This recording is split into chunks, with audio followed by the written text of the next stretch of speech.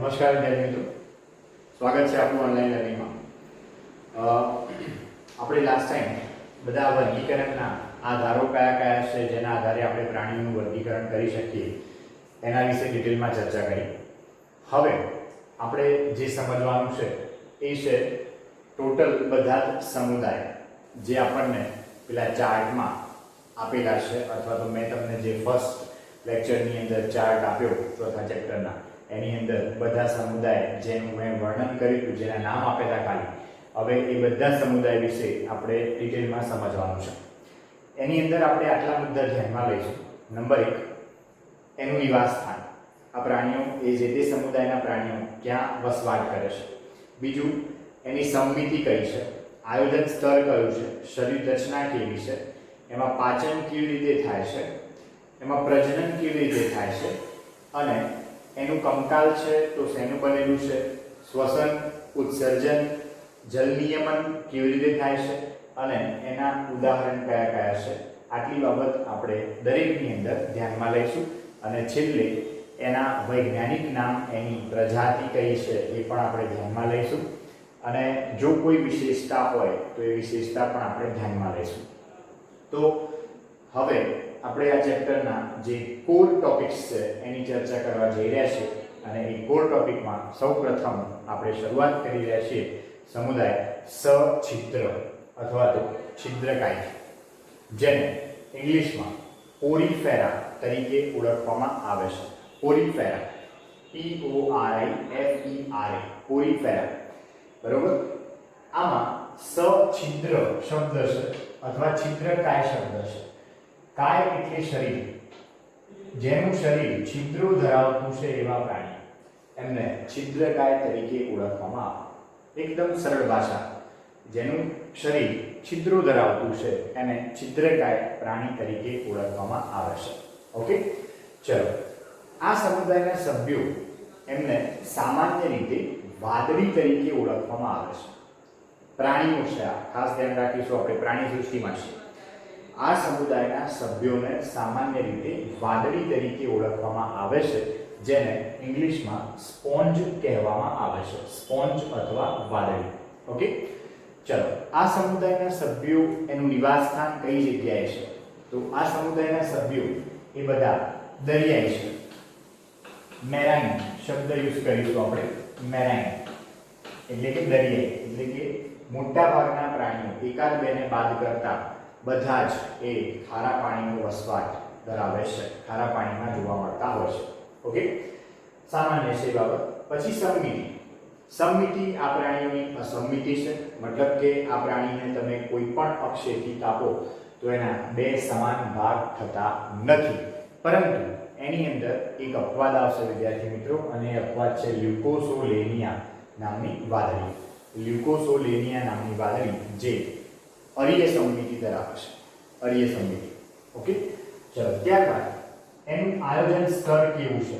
તો આયોજન સ્તર સ્વાભાવિક રીતે કોષીય આયોજન સ્તર છે, જે આપણે શીખી ચૂક્યા છે ઓલરેડી. ઘણા બધા કોષો છે અહીંયા, પરંતુ કોષો એ ભેગા મળી પેશીની રચના કરતા નથી, પેશી બનતી નથી. ઓકે, ત્યારબાદ એની શરીર રચના સમજીએ. શરીર રચના, એની બોડી કેવું હોય છે એ સમજીએ. અને એ સમજવા માટે અહીંયા મેં એક વાદળી ડ્રો કરી છે. સાયકોન નામની વાદળી છે. આ સાયકોન.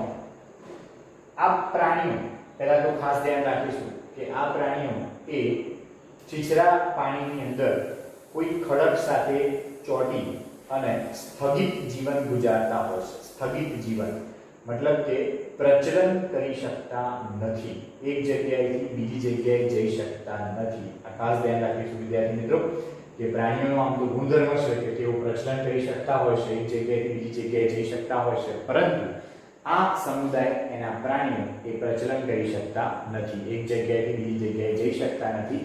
એમનું જીવન એ સ્થગિત હોય છે, મતલબ કે એક જગ્યાએ જ પોતાનું જીવન વ્યતીત કરતા હોય છે. બીજું કે આમનો દેહ જે છે, આ વાદળી મેં ડ્રો કરી છે, તો એ વાદળીમાં મેં આ રીતે અહીંયા ડોટ ડોટ્સ બધા બતાવ્યા છે. આ બધા ડોટ ડોટ્સ એ નાના નાના છિદ્રો છે. આ છિદ્રોને ઓસ્ટિયા તરીકે ઓળખવામાં આવે છે. ઓસ્ટિયા, બરોબર. અને એમના શરીરની ઉપર એકાદ બે કે બે ત્રણ જગ્યાએ મોટા મોટા છિદ્રો પણ આવેલા હોય છે. આ મોટા છિદ્રો છે, આ 1 2 અને 3 આ મોટા છિદ્રો છે જેને આશ્યક તરીકે ઓળખવામાં આવે છે. એટલે અહીં મેં બે પ્રકારના છિદ્રોની વાત કરી વિદ્યાર્થી મિત્રો કે નાના નાના જે છિદ્રો છે એમને ઓસ્ટિયા કહેવામાં આવે છે અને મોટા મોટા જે છિદ્રો છે એને આશ્યક તરીકે ઓળખવામાં આવે છે. ઓકે, ચલો ત્યારબાદ હવે અહીંયા આ જે વાદળી છે એનો પર્ટિક્યુલરલી આટલો ભાગ એનો ઊભો છેદ મેં અહીંયા બતાવેલો છે અને થોડી એની માઇક્રોસ્કોપી બતાવેલી છે. જ્યારે વાદળીનો ઊભો છેદ લેવામાં આવે છે ત્યારે આપણને આ પ્રમાણે એનું શરીર દેખાય છે. આ રીતે એની શરીર દિવાલ છે અને એ શરીર દિવાલમાં આવા નાના નાના છિદ્રો છે. વચ્ચે એક મોટું પોલાણ હોય છે. નાના છિદ્રો એમને ઓસ્ટિયા નામ આપી દઈશું. આ ઉપર મોટું છિદ્ર એને આશ્યક નામ આપી દઈશું. વચ્ચે જે મોટું પોલાણ છે એને છિદ્રિષ્ટ ગુહા તરીકે ઓળખવામાં આવે છે. ફરી બોલી લઉં છું, છિદ્રિષ્ટ ગુહા તરીકે એને ઓળખવામાં આવે છે વચ્ચેના પોલાણને. ઓકે, અને જનરલી આ પ્રમાણે આ નાની નાની નળી બની એવું કહેવાશે. આ નાની નળી બની અથવા નાની કેનાલ રચાઈ એવું કહેવાશે અને જેમાંથી પાણી અંદર આવે છે અને પોતાની સાથે પોષક દ્રવ્યો લેતું આવે છે, ઓક્સિજન લેતું આવે છે અને એ પાણી એ અહીંયા મોટા છિદ્રમાંથી બહાર નીકળી જાય છે, આશ્યકમાંથી બહાર નીકળી જાય છે, જે પોતાની સાથે ઉત્સર્ગ દ્રવ્યો લેતું જાય છે અને કાર્બન ડાયોક્સાઇડ વાયુ લેતું જાય છે. એટલે અહીંયા ખોરાક ગ્રહણ કેવી રીતે થયું અને શ્વસન કેવી રીતે થયું એ ખ્યાલ આવી ગયો આપણને કે બહાર ઓસ્ટિયામાંથી પાણી અંદર આવે છે, આશ્યકમાંથી પાણી બહાર નીકળે છે. તો આ એક જલ પરિવહન તંત્ર બને. જલ પરિવહન તંત્ર, બરોબર છે, અથવા એને બીજા શબ્દોમાં કેનાલ સિસ્ટમ એટલે કે નલિકા તંત્ર પણ કહેવામાં આવે છે. જલ વહન તંત્ર અથવા નલિકા તંત્ર તરીકે ઓળખવામાં આવે છે. બરોબર, એના સભ્યો કોણ કોણ થયા? આ ઓસ્ટિયા, આશ્યક, છિદ્રિષ્ટ ગુહા, આ બધા એના સભ્યો થયા કે જે પાણીનું પરિવહન કરાવતા હોય છે. પાણીનું પરિવહન કેવી રીતે થશે વિદ્યાર્થી મિત્રો? તો પાણીનું પરિવહન આ પ્રમાણે થશે. બહારથી પાણી ઓસ્ટિયા દ્વારા અંદર આવશે અને ઓસ્ટિયામાંથી આવેલું પાણી પોતાની સાથે પોષક દ્રવ્યો અને ઓક્સિજન લેતું આવશે. પોષક દ્રવ્યો અને ઓક્સિજનનો ઉપયોગ કોષોની અંદર થશે. કોષોમાંથી ઉત્પન્ન થયેલા ઉત્સર્ગ દ્રવ્યો અને કાર્બન ડાયોક્સાઇડ એ ફરીથી પાણીમાં ભળશે અને એ પાણી આશ્યક દ્વારા બહાર નીકળી જશે. તો ઓસ્ટિયા, આશ્યક, વચ્ચેનું પોલાણ બરાબર છિદ્રિષ્ટ ગુહા, આ બધું ભેગું મળી અને જે તંત્રની રચના થાય છે એ તંત્રને નલિકામય અથવા નલિકા તંત્ર તરીકે ઓળખવામાં આવે છે અથવા એને જલ પરિવહન તંત્ર તરીકે ઓળખવામાં આવે છે. બરોબર, તો અહીંયા એની મેં રજૂઆત કરેલી છે કે દેહ પર એકાદ બે જગ્યાએ સમગ્ર દેહ એ અસંખ્ય નાના નાના છિદ્રો ધરાવતો હોય છે. આ છિદ્રોને ઓસ્ટિયા કહેવામાં આવે છે અને દેહ પર એકાદ બે જગ્યાએ મોટા છિદ્રો આવેલા હોય છે. આ મોટા છિદ્રોને આશ્યક તરીકે ઓળખવામાં આવે છે, આશ્યક કહે છે. ઓકે, બીજું કે ઓસ્ટિયા, આશ્યક અને નિવાપ કોષો વડે જલ વહન કે નલિકા તંત્રની રચના થતી હોય છે. નિવાપ કોષો અથવા કોલર કોષો કોને કહેવાય એની આપણે હવે ચર્ચા કરવા જઈ રહ્યા છીએ વિદ્યાર્થી મિત્રો. આ છિદ્રિષ્ટ ગુહાનું અસ્તર એટલે આ અંદરની સપાટી અને નલિકાઓનું અસ્તર એટલે નલિકામાં પણ આ અંદરની સપાટી. સપોઝ કે આ નલિકા છે તો નલિકાની અંદરની સપાટી આ પ્રમાણે અને આ છિદ્રિષ્ટ ગુહા છે તો છિદ્રિષ્ટ ગુહાની અંદરની સપાટી આ પ્રમાણે. એમાં વિશિષ્ટ પ્રકારના કોષો આવેલા હોય છે. વિશિષ્ટ પ્રકારના કોષો હું અહીંયા એને ડ્રો કરું છું. આ પ્રમાણે કોષ હશે.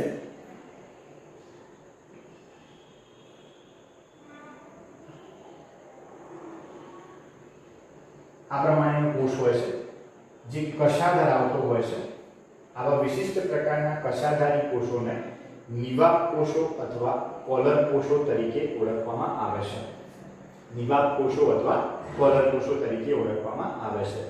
એટલે કે ટૂંકમાં પાણી જ્યારે અંદર એન્ટર થાય છે ત્યારે આ બધા નિવાપ કોષોની કશા એ પ્રમાણે એ ફ્લોમાં પાણીને લઈ જશે કે જેથી પાણી છિદ્રિષ્ટ ગુહામાં આશ્ચક તરફ આગળ વધે અને આશ્ચકમાંથી બહાર નીકળી જાય. બરોબર. એટલે આ બધા નિવાપ કોષો સપોઝ આમ ગોઠવાયેલા છે તો એ પાણીને આ પ્રમાણે ઉપર ધકેલશે અને ઉપર ધકેલવાના કારણે પાણી છેવટે આશ્ચકમાંથી બહાર નીકળી જશે.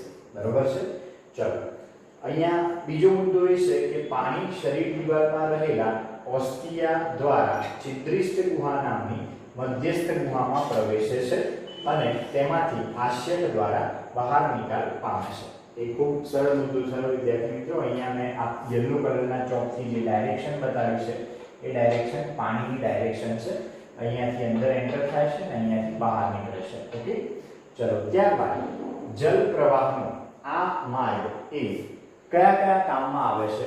તો એ ખોરાક એકત્રિત કરવામાં કામ લાગે છે, બીજું શ્વસન વાયુઓની આપ-લે કરવામાં કામ લાગે છે અને ત્રીજું નકામા પદાર્થોનો નિકાલ કરવામાં મદદરૂપ છે. જે મેં ત્રણ બાબત ઓલરેડી કીધી. ખોરાક ગ્રહણ છે, શ્વસન છે, ઉત્સર્ગ દ્રવ્યોનો નિકાલ છે. ઓક્સિજનનો ગ્રહણ, કાર્બન ડાયોક્સાઇડનો નિકાલ. ઓકે. ચલો ત્યારબાદ બીજી બે બાબત છે વિદ્યાર્થી મિત્રો એ આ છે કે છિદ્રિષ્ટ ગુહા અને નલિકા તંત્રનું અસ્તર એક કોલર કોષો અથવા નિવાપ કોષોનું બનેલું હોય છે. આ મેં ડ્રો કર્યો છે એ પ્રમાણેના કોષો જેને કોલર કોષ અથવા નિવાપ કોષ તરીકે ઓળખવામાં આવે છે. ખાસ ધ્યાન રાખીશું આ કોલર કોષો અથવા નિવાપ કોષો એ સછિદ્ર સમુદાયના પ્રાણીઓની અનન્ય લાક્ષણિકતા છે. અનન્ય લાક્ષણિકતા મતલબ કે કોલર કોષો અને નિવાપ કોષો એ માત્ર અને માત્ર સછિદ્ર સમુદાયના પ્રાણીઓમાં જોવા મળે છે. એ સિવાયના અન્ય કોઈ પ્રાણીમાં તે જોવા મળતા નથી. આ વિશેષતા છે. ઓકે. ચલો ત્યારબાદ પાચન એ અંતઃકોષીય અથવા કોષાંતરીય પ્રકારનું થતું હોય છે. એટલે શું વિદ્યાર્થી મિત્રો?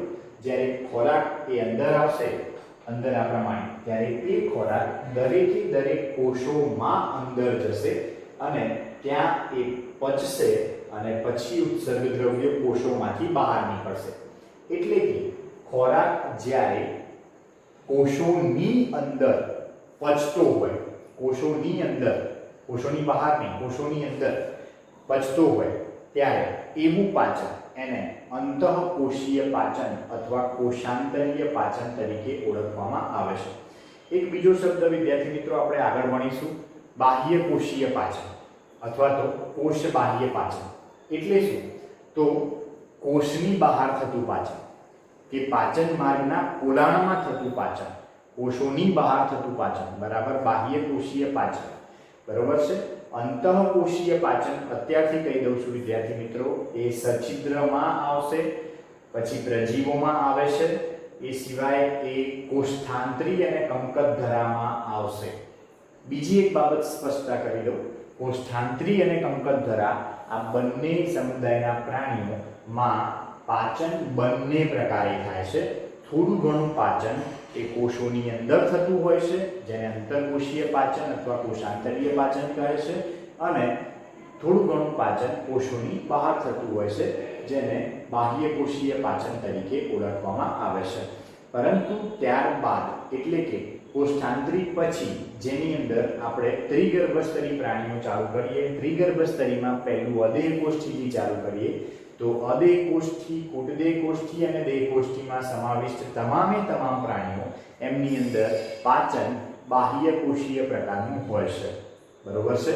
તો આટલી વસ્તુ ખાસ ધ્યાન રાખીશું કે પાચન અંતઃકોષીય શેમાં આવશે? સછિદ્રમાં આવશે અને કોષ્ઠાંતરીમાં આવશે.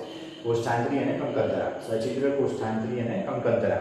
પરંતુ કોષ્ઠાંતરી અને કંકતધરા માટે ખાસ એક વસ્તુ ધ્યાનમાં રાખીશું, આગળના લેક્ચર્સમાં કદાચ કહેવાનું રહી જાય તો પણ ખાસ અત્યારે જ સમજી લેજો કે કોષ્ઠાંતરી અને કંકતધરા પ્રાણી સૃષ્ટિના એકમાત્ર એવા સમુદાયો છે કે જેની અંદર પાચન અંતઃકોષીય અને બહિર્કોષીય એમ બંને પ્રકારનું જોવા મળતું હોય છે.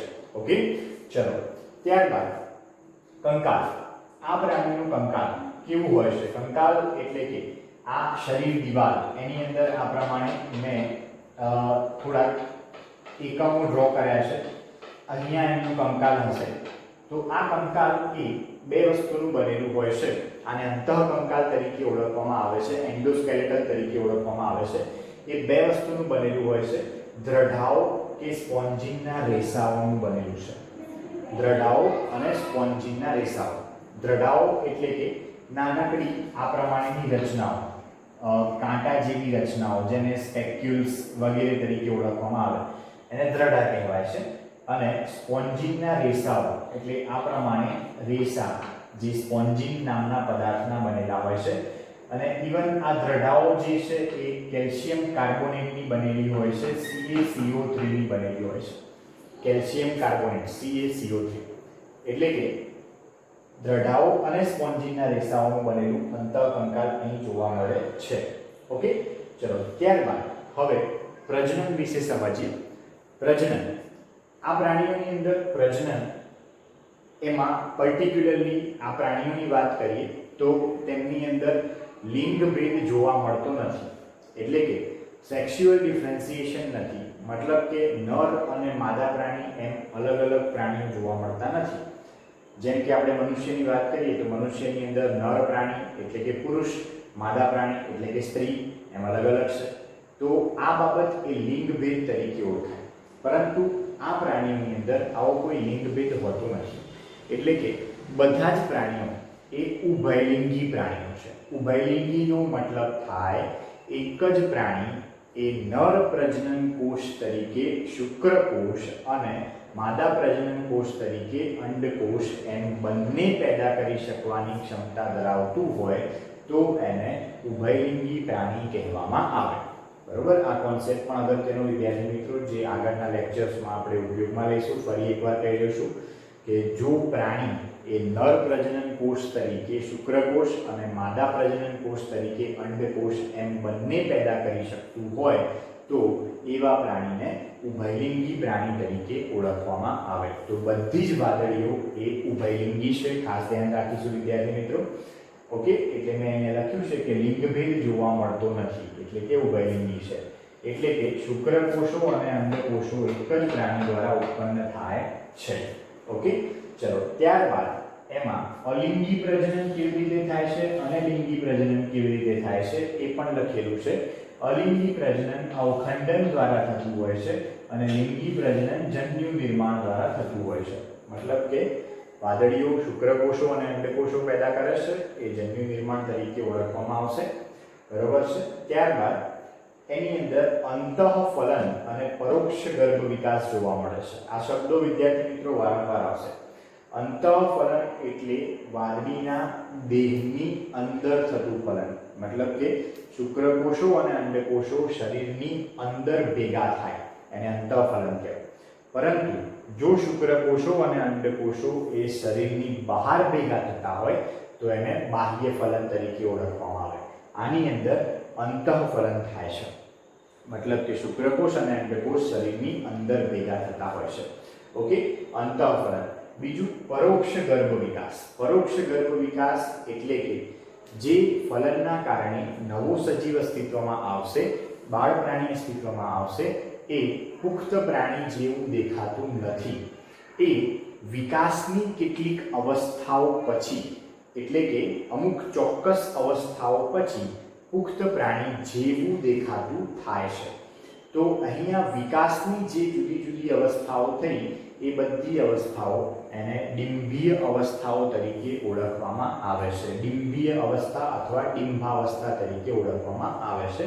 અને આ ડિંભાવસ્થા ધરાવતો જે ગર્ભ વિકાસ હોય જેમાં બાળ પ્રાણી એ પુખ્ત પ્રાણી જેવું ન દેખાતું હોય તો એવો ગર્ભ વિકાસ એને પરોક્ષ ગર્ભ વિકાસ તરીકે ઓળખવામાં આવે છે. બરોબર, તો અહીંયા મેં લખ્યું છે આ પ્રાણીમાં અંતઃફલન અને પરોક્ષ ગર્ભ વિકાસ જોવા મળતો હોય છે. ઓકે, ત્યારબાદ પરોક્ષ ગર્ભ વિકાસ જોવા મળે એટલે તમને ડિંભીય અવસ્થાઓ જોવા મળે એટલે કે જુદા જુદા પ્રકારના ડિંભ જોવા મળે. આ વાદળીઓ એમાં મુખ્ય બે પ્રકારના ડિંભ જોવા મળતા હોય છે. એક એમ્ફીબ્લાસ્ટુલા નામનું ડિંભ અને બીજું પેરેન્કાઇમ્યુલા નામનું ડિંભ. ફરીથી એમ્ફીબ્લાસ્ટુલા નામનું ડિંબ અને બીજું પેરેન્કાઇલ્યુલા નામનું ડિંબ. બરોબર, આ એમના ડિંબના નામ છે જે છેવટે પુખ્ત વાદળીની અંદર પહેરવાતા હોય છે. ઓકે, તો આ થઈ એમની બેઝિક માહિતી, એમના વિશેનું ઇન્ટ્રોડક્શન. હવે એનો મુખ્ય પાર્ટ, એના ઉદાહરણ તરફ જઈએ વિદ્યાર્થી મિત્રો. બીજી એક બાબત ઉપર અહીંયા ધ્યાન દોરીશ કે આ ચેપ્ટરમાંથી નીટ લેવલ પર ખાસ અગત્યનું જો કંઈ હોય તો એ છે ઉદાહરણ. 90% આ ચેપ્ટરમાંથી ઉદાહરણ પૂછાતા હોય છે કે કયા સમુદાયનું કયું ઉદાહરણ છે. અને ઉદાહરણમાં પણ બે વસ્તુનું ખાસ ધ્યાન રાખવાનું, એક એનું સામાન્ય નામ અને બીજું કૌંસમાં ઇંગ્લિશમાં લખેલું એનું વૈજ્ઞાનિક નામ. ફરીથી બોલું છું, એક એનું સામાન્ય નામ જે કૌંસની બહાર આપેલું છે અને બીજું કૌંસમાં આપેલું એનું વૈજ્ઞાનિક નામ. આ બંને વસ્તુ કમ્પલસરી યાદ રાખવાની, તો અને તો જ ઉદાહરણ તમને આવડશે. કારણ કે વૈજ્ઞાનિક નામ એકલું પણ પૂછાતું હોય છે અને સામાન્ય નામ એકલું પણ પૂછાતું હોય છે. બરોબર છે, તો આ બે વસ્તુ ખાસ ધ્યાન રાખીશું વિદ્યાર્થી મિત્રો. ઓકે, ઉદાહરણ એની અંદર પહેલું ઉદાહરણ છે સ્કાયકોન નામની વાદળી. આપણે આજે ડ્રો કરી છે સ્કાયકોન નામની વાદળી છે, જેને સ્કાયફા તરીકે ઓળખવામાં આવે છે. સ્કાયફા, સ્કાયકોન. ઓકે, બીજું ઉદાહરણ છે સ્પોન્જીલા નામની વાદળી. સ્પોન્જીલા એ પોતે એનો ઇંગ્લિશ વર્ડ છે, જેને મીઠા જળની વાદળી તરીકે ઓળખવામાં આવે છે. મીઠા જળની વાદળી. આના ચિત્રો પણ વિદ્યાર્થી મિત્રો અંદર બુકની અંદર આપેલા છે, એ પણ ધ્યાનમાં લેવાના છે કે કયું પ્રાણી ડ્રો કરેલું છે, કયું પ્રાણી ડ્રો કરીને આપેલું છે, એનું વૈજ્ઞાનિક નામ શું છે, એવા પ્રમાણે પણ પ્રશ્ન પૂછાઈ શકે છે. મીઠા જળની વાદળી છે સ્પોન્જીલા. બાકીની બધી જે છે ખારા પાણીની વાદળીઓ છે. સ્પોન્જીલા એક જ મીઠા જળની વાદળી છે. ઓકે, બીજું નામ છે યુસ્પોન્જિયા નામની વાદળી. યુસ્પોન્જિયા, જેને સ્નાન વાદળી તરીકે ઓળખવામાં આવે છે. બાથ સ્પોન્જ તરીકે ઓળખવામાં આવે છે. બાથ એટલે સ્નાન, સ્પોન્જ એટલે વાદળી. ઓકે, અને ત્રીજું ઉદાહરણ જે બુકની અંદર નથી આપેલું, યુપ્લેક્ટેલા નામની વાદળી. યુપ્લેક્ટેલા નામની વાદળી, જેને વિનસ ફ્લાવર બાસ્કેટ કહે છે. આ એનું વૈજ્ઞાનિક નામ છે યુપ્લેક્ટેલા. એને વિનસ ફ્લાવર બાસ્કેટ તરીકે ઓળખવામાં આવે છે. અને આ વાદળી તમે ગૂગલ પર સર્ચ કરી શકો છો, એનો સ્પેલિંગ લખીને, તો તમને ખૂબ સરસ એક ઇન્ફોર્મેશન મળશે કે આ જે વાદળી છે એ દેખાવે અતિ સુંદર હોય છે. અને જાપાનની અંદર આ વાદળીને દુલ્હનને ભેટમાં આપવાનો રિવાજ છે.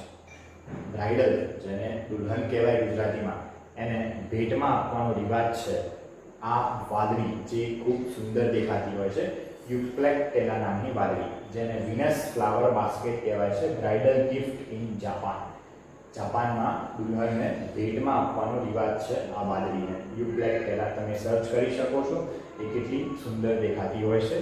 એઝ અ ગિફ્ટ એનો ઉપયોગ થતો હોય છે. એ સિવાય બીજું ઉદાહરણ આપણે જોયું લ્યુકોસોલેનિયા નામની વાદળી અને સ્પોન્જીલા જે મીઠા જળની વાદળી છે એ.